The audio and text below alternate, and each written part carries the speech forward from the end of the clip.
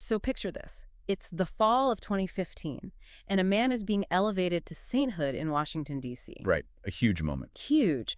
And Pope Francis is praising him for his heroic virtue, his tireless defense of human dignity. But then, literally that exact same week, you have Native American groups across California protesting that very same man. Yeah, and not just protesting, calling him a terrorist, saying he oversaw a system that wiped out tens of thousands of their ancestors. It's just a completely jarring contrast. It really is. I mean, when you look at the historical record, it is so rare to find a single figure whose legacy is split into two, completely irreconcilable realities.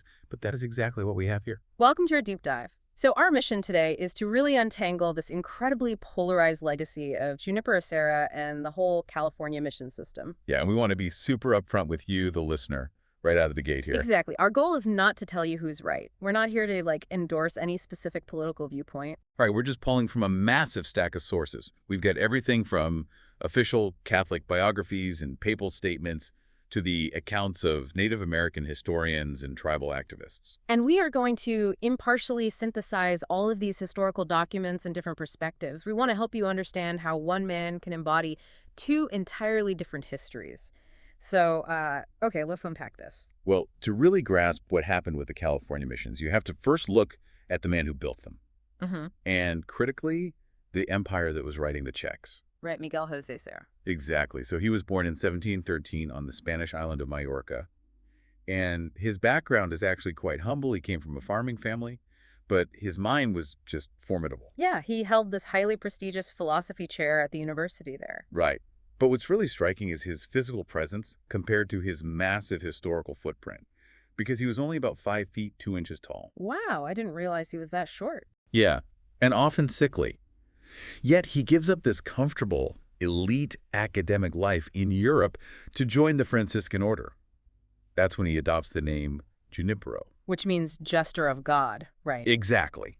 And he didn't just casually cross the Atlantic. The sources detail this intense, most frightening level of asceticism. Like, he truly believed physical suffering was a direct path to spiritual purification. Oh, absolutely. When he arrived in the Americas in 1749, the Spanish authorities actually provided transport for him to get from Veracruz to Mexico City. And he just flat out refused it. He refused it.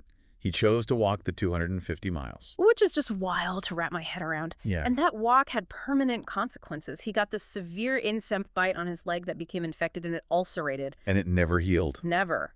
For the rest of his life, he was dealing with chronic, agonizing pain from this open wound. Yet he still managed to travel thousands of miles on foot and muleback. It really shows you're looking at a man driven by just an absolute unyielding zeal. Right. But, religious zeal doesn't build a massive network of compounds all by itself. There had to be a practical geopolitical engine behind this, right? Why did the Spanish crown suddenly care so much about Alta California? Fear, mostly. It came down to a system called the Patronato Real, or royal patronage. By the mid-1700s, Spain's treasury was stretched incredibly thin. They were basically broke. Essentially, yes. And they were terrified because Russian fur traders were expanding down the Pacific coast from Alaska.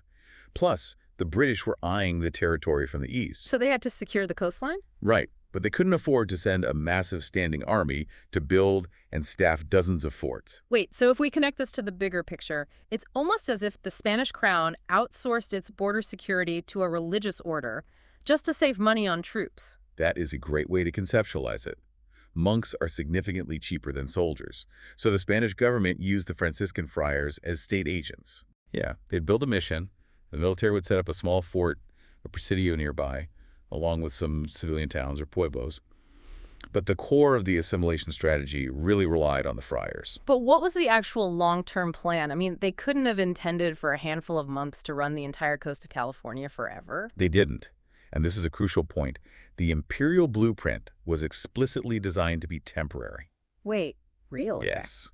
The Crown gave the Franciscans a 10-year timeline for each mission. Oh, wow. Only 10 years. Just 10 years. The goal was to gather the local indigenous populations, convert them to Catholicism, teach them Spanish trades, and basically turn them into loyal, tax-paying citizens. And then what?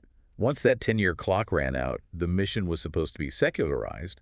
The church would just become a regular parish, and the vast agricultural estates and the land were legally supposed to revert back to the indigenous people. That sounds like a highly structured, almost bureaucratic plan on paper. But when you look at the reality of what happened when this blueprint slammed into an existing population of up to 1 million indigenous Californians, It was absolute chaos. yeah, the result was devastating. Because the Spanish didn't just bring theology, they brought an entirely alien ecosystem. Right. Native Californians had lived for thousands of years with highly adapted, stable hunter-gatherer economies. Land management was sophisticated. But then the Spanish introduced hundreds of thousands of cattle, sheep, horses, and feral hogs. And the mechanics of this ecological disruption are just tough to read about. It wasn't just that the animals took up space. No, they actively destroyed the food supply. Right. The sources explain how feral hogs systematically rooted through the oak groves. They ate the acorns that formed the absolute bedrock of the native diet. Exactly. And the cattle trampled the native seed-bearing grasses. The water sources got fouled by livestock. The entire food web just collapsed incredibly quickly. The native population suddenly found themselves starving in their own homeland. Which is such a vital mechanism to understand. Because many indigenous people didn't just wander into the missions because they were captivated by the theology. No, they were driven there by engineered starvation. It was a matter of basic survival. But entering the mission came with a massive catch. Once you were baptized, your legal status changed overnight. You were officially designated as a neophyte. Right. And under Spanish colonial law, baptism wasn't just a spiritual milestone. It was an irrevocable, legally binding contract. You couldn't leave. You literally could not legally leave. If you fled the mission to return to your village, Spanish soldiers from the nearby Presidio were legally obligated to hunt you down. And bring you back to the friars for physical punishment. Exactly. Which totally shatters the myth I remember learning in elementary school. I grew up hearing about these places as peaceful, cooperative, agricultural communes. Yeah, a lot of us did. But the sources paint a picture of a strict carceral environment. Indigenous people were stripped of their own cultural rhythms. They were forced into this rigid schedule dictated entirely by mission bells. And they were doing the intense manual labor that generated all this agricultural wealth for the empire. Yet they were largely fed a nutrient-poor mush called atoll. And perhaps the most grim reality of this whole carceral system was the Manchurios. Yeah, that part is really difficult to confront. Unpack that for us, because those details were incredibly tough to read. So, the Manchurias were the women's dormitories. The Spanish friars were obsessed with enforcing European Catholic concepts of chastity onto a culture that had entirely different social norms. Right. To control this, they forcibly separated unmarried women and girls as young as 6 years old from their families. Every night, they were locked inside these cramped, windowless, highly unsanitary rooms. Locking 6-year-old girls in windowless dormitories to enforce chastity. I mean, it sounds more like a penal colony than a mission. The lack of ventilation and sanitation alone must have been a death sentence. It absolutely was. The demographic toll is just staggering. Our sources show that out of the roughly 80,000 Native Americans who were baptized into the California mission system, 60,000 were buried there. Hold on. 60,000 out of 80,000. Yes. That's a 75% mortality rate. It is. And that number includes nearly 25,000 children under the age of 10. The cramped conditions inside the missions allowed European diseases like measles, syphilis, and tuberculosis to just rip through the population like wildfire. I'm trying to wrap my head around this. If you are Junipero Serra and you believe you are doing God's work, but you're watching a 75% mortality rate unfold around you, All right. How does a man of faith justify that level of control and suffering?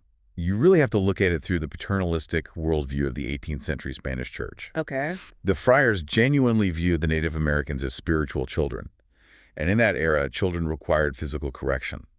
To Serra, physical punishment was an act of tough love necessary to save their eternal souls. So he thought he was helping them. He did. In fact, we have records from around 1780 where King Carlos III of Spain explicitly demanded an end to the public whippings of native people. And what did Serra do? He defiantly refused to comply.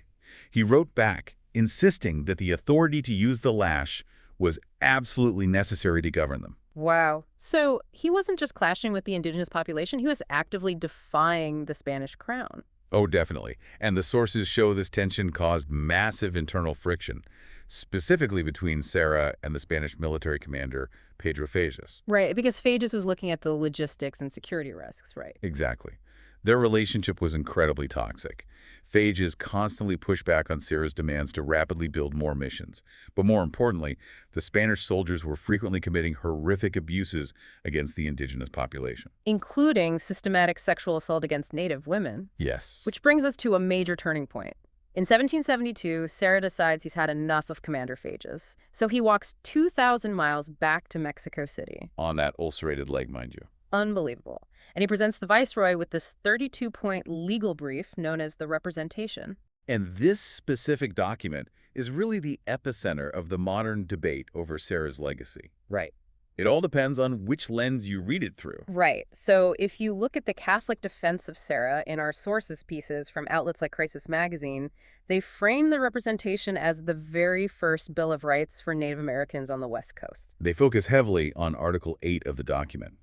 This article gave the friars the legal authority to remove any Spanish soldier who was setting a bad moral example. Which was a direct mechanism to protect Native women from sexual assault by the military. Exactly. So in that light, Serra is acting as a heroic protector, using the law to shield a vulnerable population from military abuse. But then you read the indigenous historians and critics, and they argue that calling it a Bill of Rights is a complete fabrication. Right. They point straight to Article 9 of that exact same document. Because Article 9 explicitly demands that the friars be granted the exclusive authority to train, govern, and physically punish the baptized Indians. He isn't asking for native land rights. He isn't asking for civil liberties or self-governance. He's asking the government to legally recognize his absolute custody over them. Precisely. Okay, here's where it gets really interesting. Let me bounce this analogy off you. If we look at the actual text, is it fair to say this Bill of Rights was less about granting civil liberties and more like a corporate turf war? How do you mean? Well, it sounds like the CEO of the missions was legally maneuvering to oust the head of security just so he could have total unchecked control over the operation. That is a very sharp way to analyze it, and the historical outcome really supports that reading. The representation was highly pragmatic. It successfully got Commander Phages fired, right? It did, and it actually became the foundational basis for California's first civil code. But fundamentally, what it achieved was the institutionalization of the Franciscans' absolute physical custody over native bodies. It legally cemented their right to act as judge, jury, and disciplinarian. So if you're an indigenous Californian, and this friar has just secured legally backed absolute control over your life, how do you respond? The sources make it abundantly clear that they did not just sit back and take it. Not at all. The whole narrative of the passive, docile native convert is a complete myth. Resistance was constant. On an everyday level, what did that look like? It looked like work slowdowns. People would intentionally break agricultural tools. Many would escape to the interior of the state, using their deep knowledge of the landscape to launch highly coordinated cattle raids against the mission herds. But it escalated far beyond broken tools. There were massive armed insurrections. And what stands out to me from the research is the 1785 Toyperina revolt at Mission San Gabriel. Oh, Toyperina is an incredible historical figure. Yeah. She was a 24-year-old medicine woman from the Gabrielino Tongvo tribe. And the kicker is she wasn't even baptized. Right. She lived entirely outside the mission system. So how does a 24-year-old outsider manage to coordinate a massive multi-village attack against a fortified Spanish mission? By leveraging incredibly sophisticated pre-existing trade and kinship networks. She used her spiritual authority and her diplomatic skills to unite 8 different surrounding villages. Wow. She convinced them that the Spanish were destroying their land and their culture, and she organized a synchronized assault on Mission San Gabriel. She was literally fighting a political and territorial war, which completely shatters the myth that the native people just docilely accepted colonization. Absolutely. During her trial, she explicitly stated she was defending her ancestral sovereignty. It wasn't a misunderstanding. It was a strategic defense of her homeland. And you see that same strategic agency decades later in the 1824 Chumash uprising. Yes, which started at Mission Santa Ynez. Right, and that was sparked by a brutal flogging of a native neophyte, wasn't it? It was, and the speed at which it spread shows how well organized the resistance was. The uprising was coordinated across multiple missions simultaneously. And at Mission La Purísima, the Chumash rebels actually overpowered the military garrison. Yeah, they forced the Spanish soldiers to surrender, and held the fort themselves for an entire month. An entire month. And at Santa Barbara, they disarmed the guards, took the mission's valuables, and retreated deep into the interior. They established their own independent, self-governing community. They were actively forcing the Spanish to negotiate rather than just surrendering to them. Which brings us back to that jarring contrast we started with. How do we reconcile this history of massive demographic collapse, carceral control, and armed indigenous resistance with the fact that in 2015, Serra was declared a saint? Well, the sources show Pope Francis canonizing Serra in Washington, D.C., and praising him as an embodiment of a church that goes forth. He specifically highlighted Serra's willingness to abandon his comfortable life to defend Native dignity against the abuses of colonial soldiers. But the reaction from Native communities was visceral. Immense outrage. Yeah, we have a powerful statement in the sources from Deborah Miranda, an Esalen and Chumash author. She flat out called the missionization process terrorism. Her argument being that violently enforcing a religion, stripping people of their choices under the threat of military violence, is the ultimate abuse of power. We also read accounts from Valentin Lopez, the chairman of the Ama Mutsun tribal band. He led protests against elevating a man who, in their lived history, engineered the destruction of their people. So true. So if the history is this dark and this contested, how did the romanticized version, the peaceful monks and happy native laborers, become the dominant narrative for so long? You can thank the 19th century real estate boosters for that. Really? Real estate boosters? Yeah, in the late 1800s, long after the missions had fallen into ruin, railroad barons and real estate developers needed a way to sell California to white East Coast settlers. Ah, so it was marketing. Exactly. Yeah. Essentially invented the mission myth. They funded restorations and pushed novels to paint California as this idyllic Mediterranean paradise with a gentle, romantic past. It was a marketing campaign that simply erased the actual violence. And what we are seeing today is a massive society-wide correction of that marketing campaign. Institutions are actively dismantling that myth. We've seen protesters in San Francisco, Sacramento, and Los Angeles physically topple the bronze statues of Serra. We're seeing it in civic renaming, too. Stanford University removed Serra's name from their central pedestrian mall, renaming it Jane Stanford Way. And a high school in San Diego dropped his name to become Canyon Hills. Even the state of California has formally apologized for its history of state-sponsored violence against Native Americans. They established the Truth in Healing Council, and they recently returned the original Yurok name, Sumeg, to a state park. It's happening everywhere. But I have to ask, we are watching history be rewritten in real time here.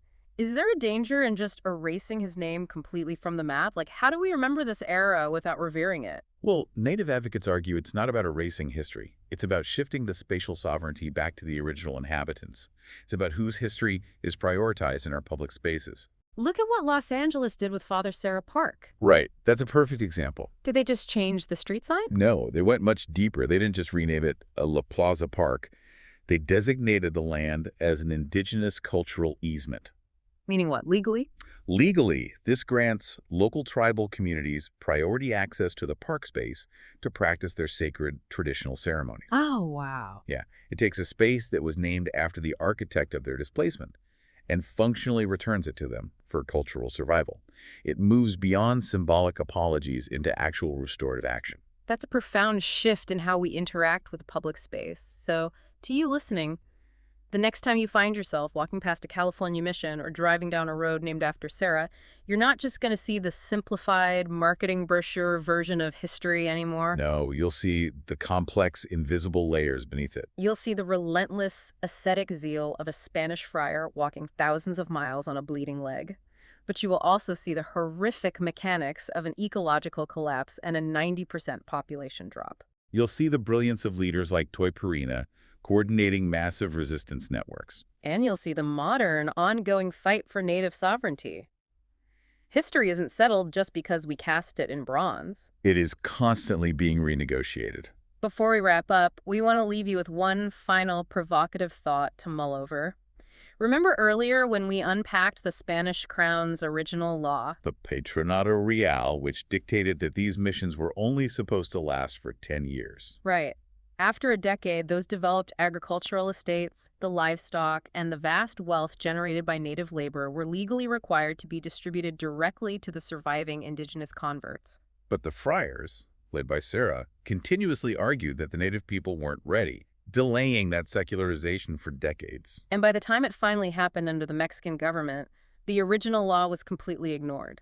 The land wasn't handed back to the indigenous people, it was swallowed up by private ranchers. It was one of the largest stolen transfers of wealth in the history of the continent. So we leave you with this question.